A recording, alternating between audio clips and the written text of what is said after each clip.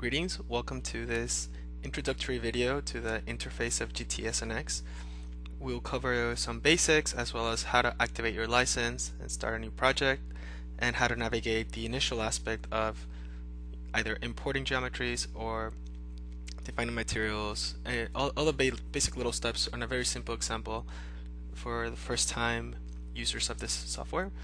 The very first thing you would do after you install and open the program would be to activate the license. For this, you would go to the Tools tab, Options, Command, and in the General tab you see that there's an option here for license. Most licenses will be based on the web authentication, which you need an internet connection for. The standalone is only if you have the dongle, a USB option of the license. So for the web license, you would have had to create a Midas member profile, in which case you do it directly on our website, and that's the same user ID and password that you created when you registered with Midas that you would use to activate your license. The protection keys, there will be two sets. The first, which would be the pre and post processor, and then the other for the solver, would go here. But then additionally, you will have to go to the Options tab and match the key to what would be a series sequence that comes with the code. So you would see here that for the first key, the pre-post key, you would have to match it with a pre-post code, that activation code that matches, including the letters. These represent the types of analysis that the license has. When it's a full license, you would see it has all these letters options, and you would do the same for the solver. Select the one that matches the sequence, the number sequence here in the beginning. And lastly, depending on the license you have, in most cases the full license, you would just say select all these options and make sure that everything is activated so that you can run the analyses. These are for the type of interfaces, a CAD interface or CAD models you can import. So you just click OK, click OK again, and then to start a new project, to finally activate the license, you would either go here to New, or you can go to the menu and go to just Create New Project.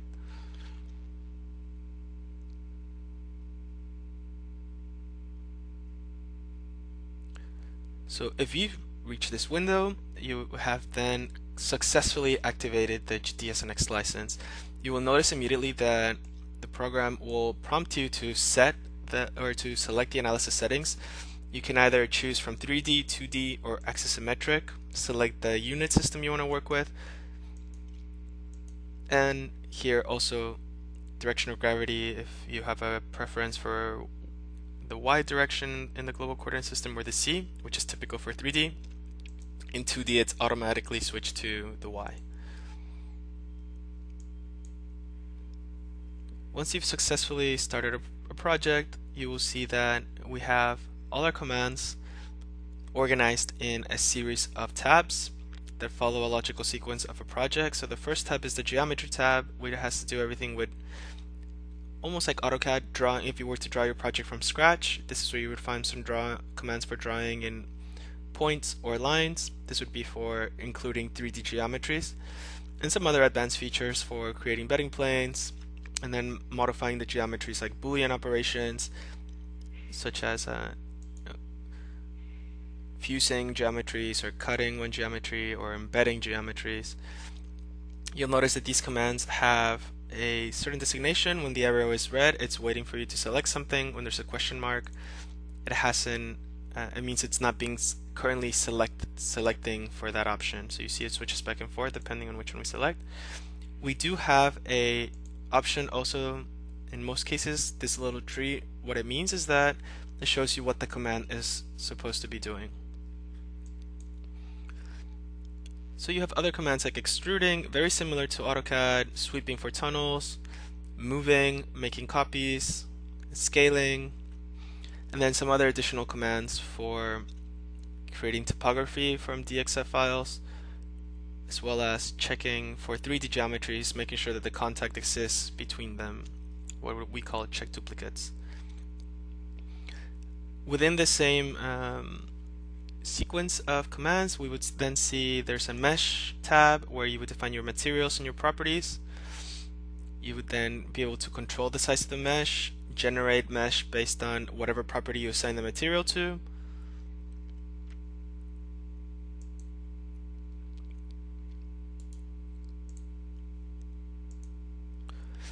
And then if you needed to, similar to AutoCAD, you can, or geometry commands, you can even modify the mesh by doing some other commands like extruding, sweeping, revolving, moving. These other commands are specific to create certain kind of elements. For instance, some special boundary conditions for seismic analysis, or seepage boundary conditions for other kinds of analysis, as well as interfaces, pile elements, certain connections or modifying material properties parameters. Or if you needed to create something specific apart from generating the mesh, you could also just go directly here to create, and you select if you wanted to essentially create is mesh a 1D, a 2D, or a 3D element. As well as this is where you can find the other option, which allow you to select more specific types of elements like springs, either surface springs or just point springs. And then you would continue on to the next tabs that would have to do with more specific things like analyses, as we have them grouped here for like special boundary conditions, special loads,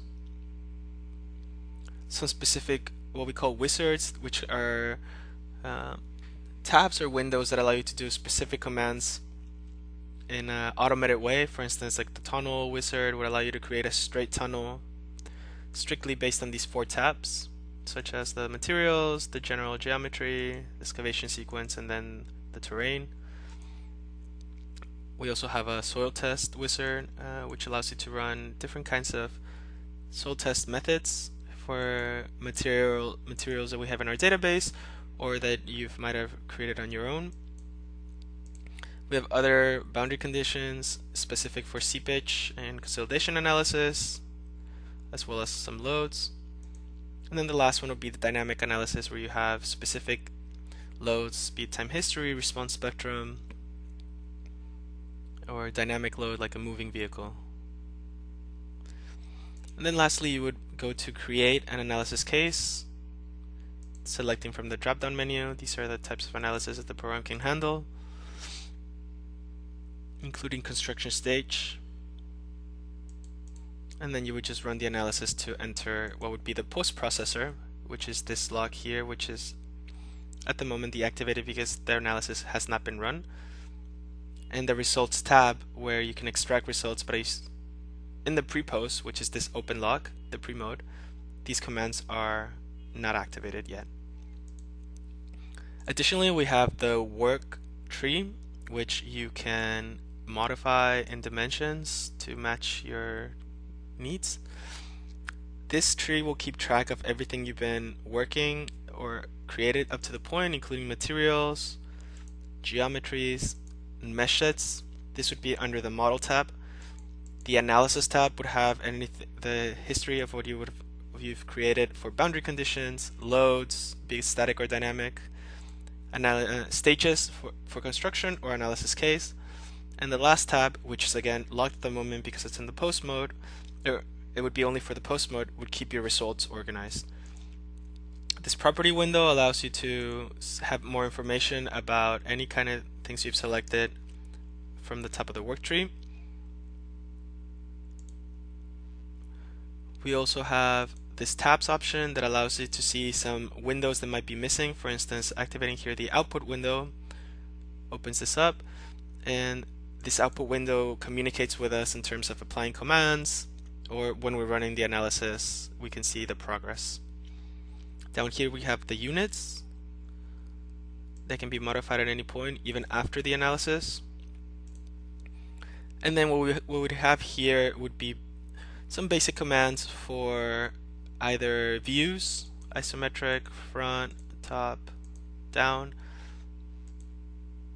This would be a view to be normal to this grid. These are other display methods in terms of how you see the shapes and the colors.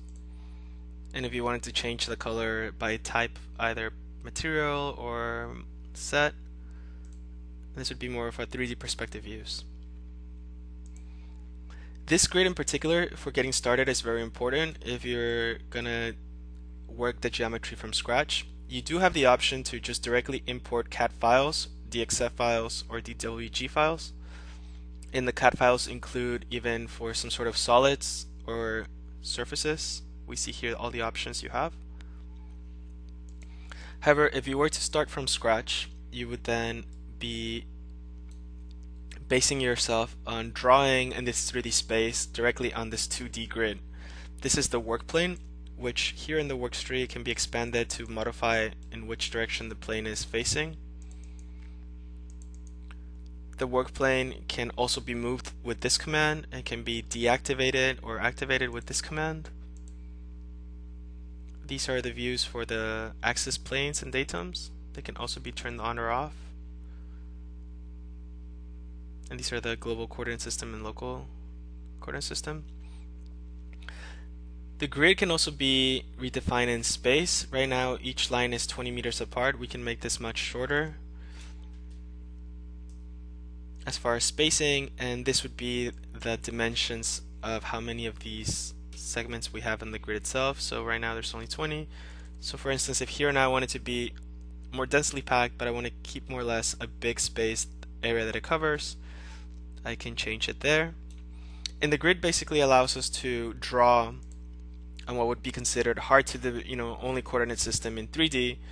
By doing it in 2D, we see now that our cursor has a tracer on it, and this would make it easy to then be able to do any kind of shape, be it a line or a rectangle. You could even make it a face, and it would be directly on this grid, so we don't get lost in 3 dimensions. And then you can easily just change the direction of the grid if you wanted to do a different shape. You can also drop solids, and once you're in 3D kind of solids, you would be working mostly at a coordinates, not so much on the grid. But you do see that the mouse automatically wants to snap on, which would be something you can define here directly into the grid. If you don't are on the grid, then you're free to drop the geometry anywhere. So for instance, here we have a series of blocks. So on the screen we have several different types of geometries, which we have now, or the program has now grouped into curves, surfaces, or solids. These definitions are important in terms of selection filters, which can be modified here. We can go strictly to selecting only what would be edges, but not faces or not solids, only the edges of a particular geometry based on this filter, or faces, but not full blocks, not full solids. If we keep it under basic, then you can also specify, similar to what the grouping would be, either a solid like this block, a shell, which would be a 2D face like this, a wire, which would be similar to an edge that we have over here, or points. And lastly, it would be mesh sets, which is after it's been meshed. So once you have your geometry, you can deactivate the work plane, and you would move on to the mesh tab to define materials and how these materials will be used. You would create these here. We have isotropic options, orthotropic for 2D linear equivalent analysis, and special ones for interface and pile elements. In the isotropic option, this is where you would select your material model. We have a long list of materials you can select from, including supplied by the user. And so let's, for instance, say we have material 1, that's the more column. You would define the information. There's the general tab, there's the tab for porosity, seepage, and then there's the nonlinear behavior tab. So we can just create one material and let's say a second material with different property. Let's just say the Tresca option. This is how you can come back to this list. And then you would now see here in the worksheet, you have these two materials you've created, which you can select to modify directly here. You would then now just lastly have to go to properties and tell the program how these are going to be used. If this is for 1D elements, which would be typically piles or beams, 2D elements, which can be shell elements, or if you're working on a 2D model, this would be like your option to select the plane strain for ground layers, and you would just assign a material. So this would be 2D material 1, for instance. And then the last option would be 3D. 3D. Which again, you can assign a material to any kind of property. You just have to tell the program how it's going to be used once you mesh. So for instance, for the 3D, we can create one property for each, for material 1 and material 2. And these are now here. So what that means then is when I go to mesh,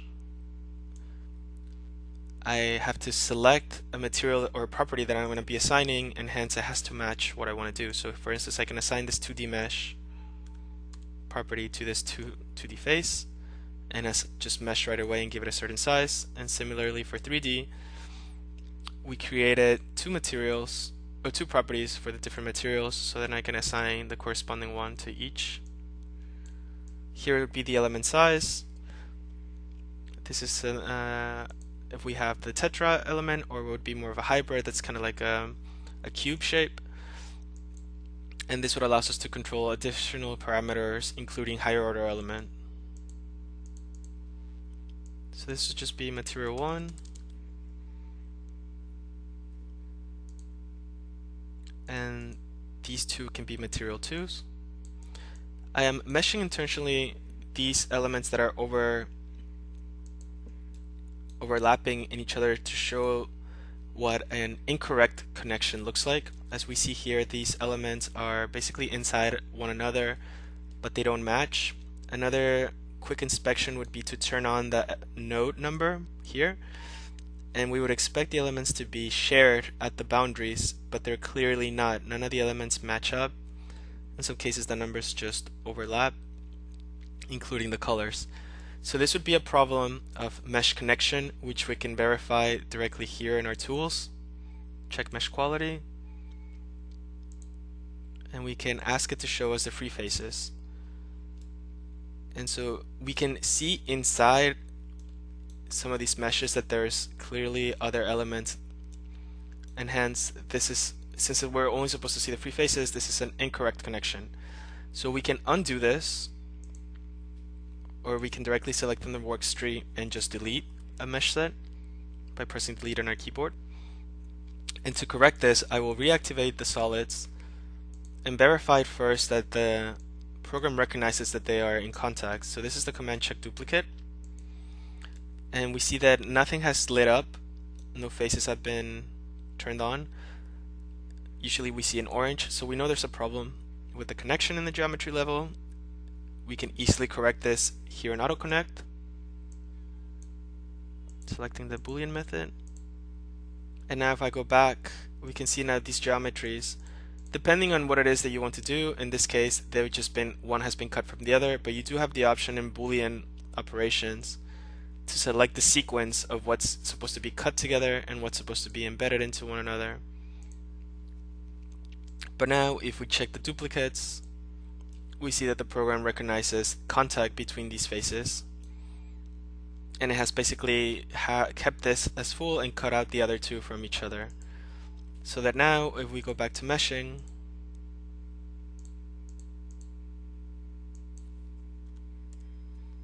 this preview command allows us to see the size before we mesh.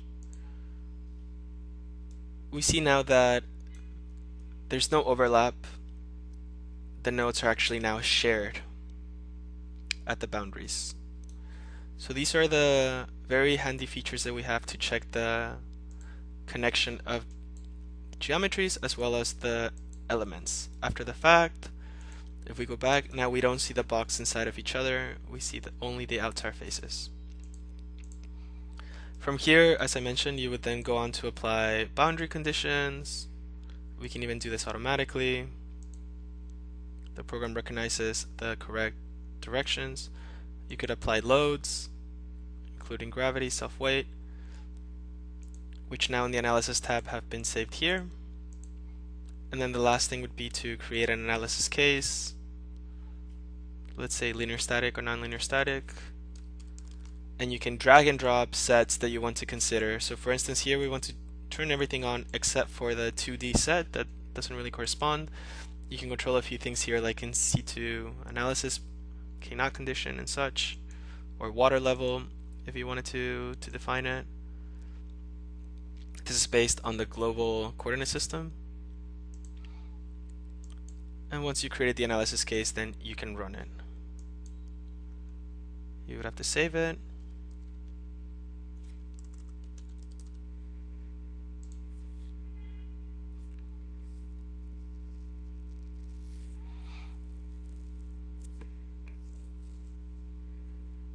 And what you will see in this output window is the progress of the analysis, as well as information of how long it took to run.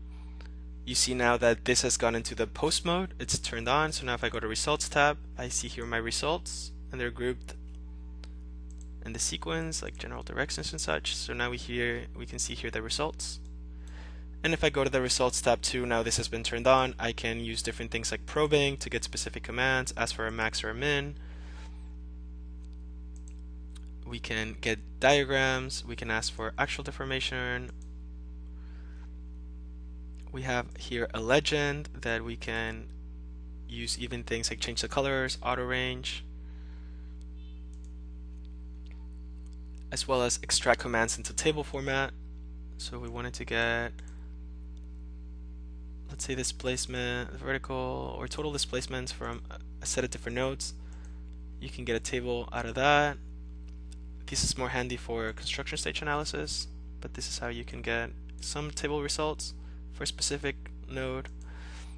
Or you can just directly right click and ask to show you the table for all the elements. So this has been a quick intro to the program interface. From here, we recommend you actually follow one of our specific training tutorials for the type of analysis that we offer. Thank you very much.